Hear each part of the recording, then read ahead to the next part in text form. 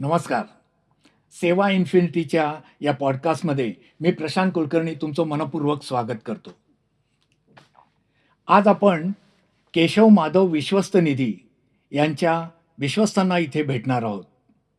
असं म्हणतात की दोन ध्येयवेडी माणसं एकत्र आली की ते इतिहास घडवतात आणि एक संस्था निर्माण करतात.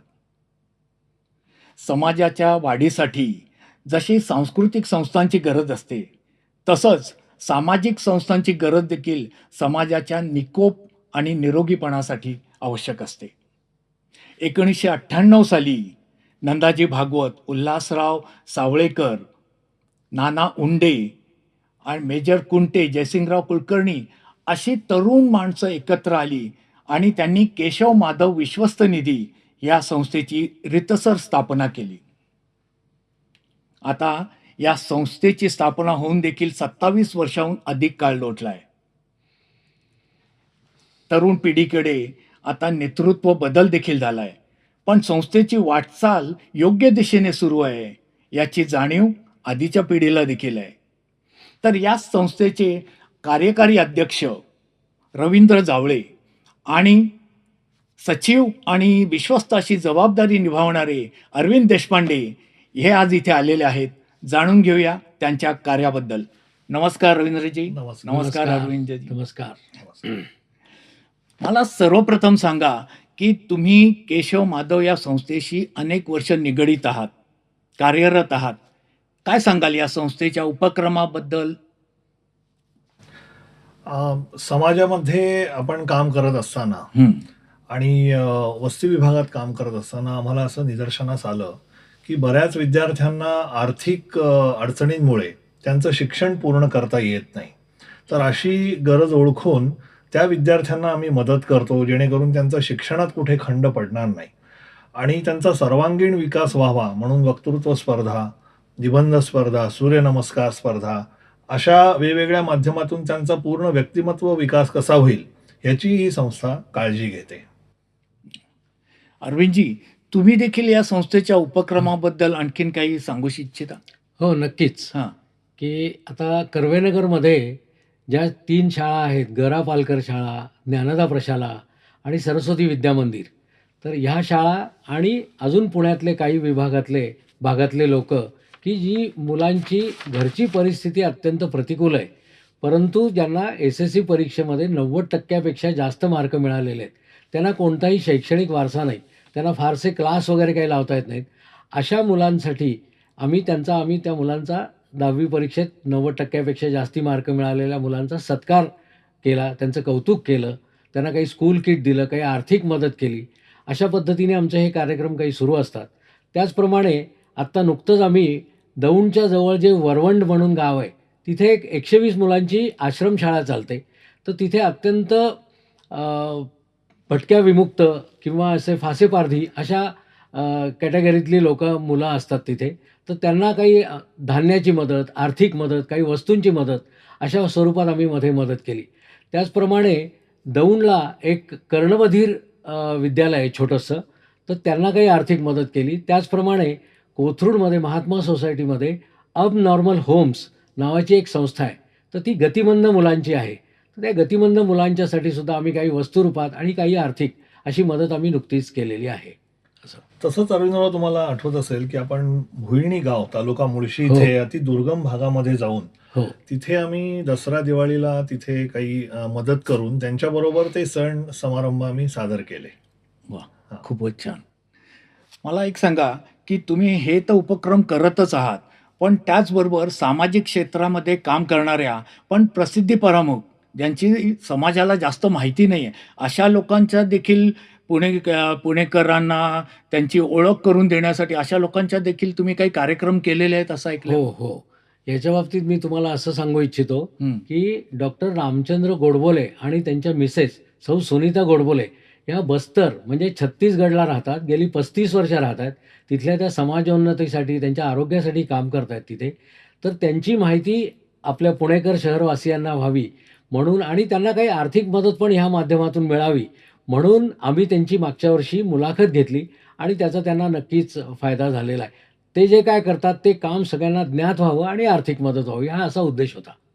त्याचबरोबर आपण वयाच्या 12व्या वर्षीपासून मणिपूर भागामध्ये काम करणारे जयवंतराव कोंडविलकर हो. यांचाही कार्यक्रम घेतला आणि धुमसते मणिपूर अशा विषय ठेवून त्या विषयाची माहिती घेतली आणि त्याच्यावरती उहापोह केला. तोही कार्यक्रम चांगला झाला आणि बऱ्याच लोकांना त्यांच्या कार्याची माहिती मिळाली.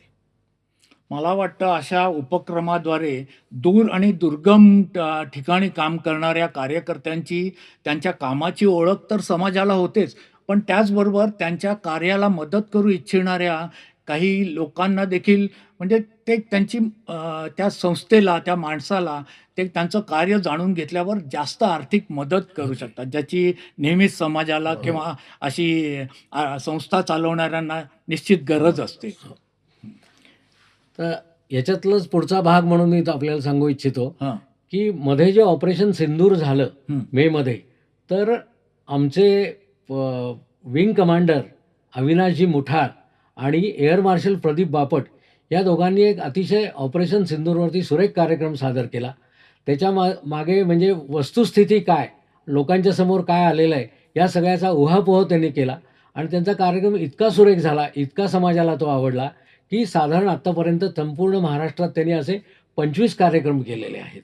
म्हणजे मला वाटतं मागे आता विधानसभा निवडणुकी वगैरे जेव्हा झाला, त्या निवडणुकीच्या काळामध्ये देखील तुम्ही काही पथनाट्य वगैरे काही केले होते बरोबर. आणि मतदारांना मतदानाचे महत्त्व जाणून घेण्यासाठी या हो. पथनाट्यांचा खूप चांगला उपयोग झाला होता. हो, अगदी बरोबर. हं.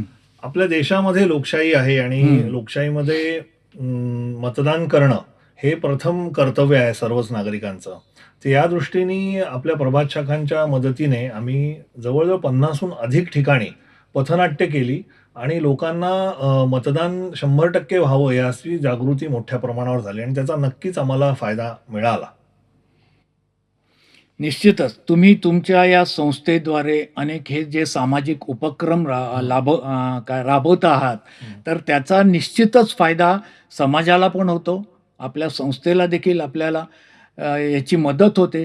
यापुढे तुमच्या केशव माधव विश्वस्त निधीची दिशा काय असणार आहे? तुमच्या काही नवीन योजना आहेत का?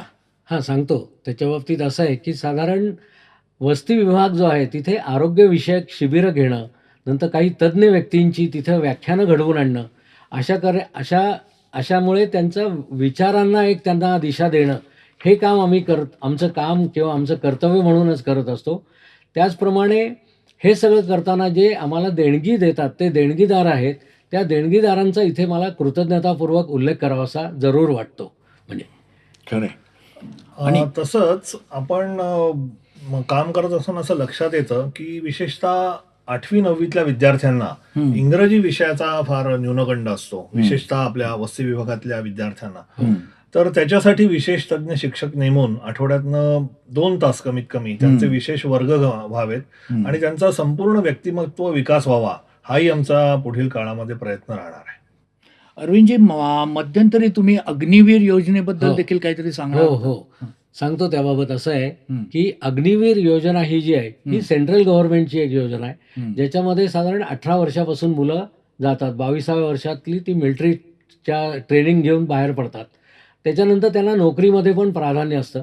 पण ही योजना जी आहे, ही जरा पॉप्युलर करण्याच्या दृष्टीने आणि जास्तीत जास्त मुलांनी सहभाग घ्यावा त्याच्यामध्ये, म्हणून आम्ही असं आता ठरवलेलं आहे, की जामखेड जे आहे नगरच्या पलीकडे, तर तिथे आमचे एअर मार्शल प्रदीपजी बापट आणि अविनाशजी विंग कमांडर अविनाशजी मुठाळ हे दोघंजणं तिथे त्याच्यावरती माहितीपूर्ण संपूर्ण कार्यक्रम घेणार आहेत आणि त्या मुलांचं एखादं शिबिर घेऊन त्यांना ट्रेनिंग कसं देता येईल आणि त्यांचा पुढे त्याच्यात जाऊन उत्कर्ष कसा होईल सगळा, तर हे बघण्याच्या दृष्टीने आमचं काम सुरू आहे आणि तो कार्यक्रम यशस्वी झाल्यानंतर अशा पद्धतीचा आम्ही कार्यक्रम महाराष्ट्रामध्ये अन्य ठिकाणी पण राबवण्याच्या विचारात आहोत. मंडळी, केशव माधव विश्वस्त निधीच्या या उपक्रमांबद्दल तुम्ही सर्व जाणून घेतलं. यापुढेही त्यांच्या पुढे काही महत्त्वाकांक्षी प्रोजेक्ट्स आहेत, ज्याची त्यांना अंमलबजावणी करायची आहे.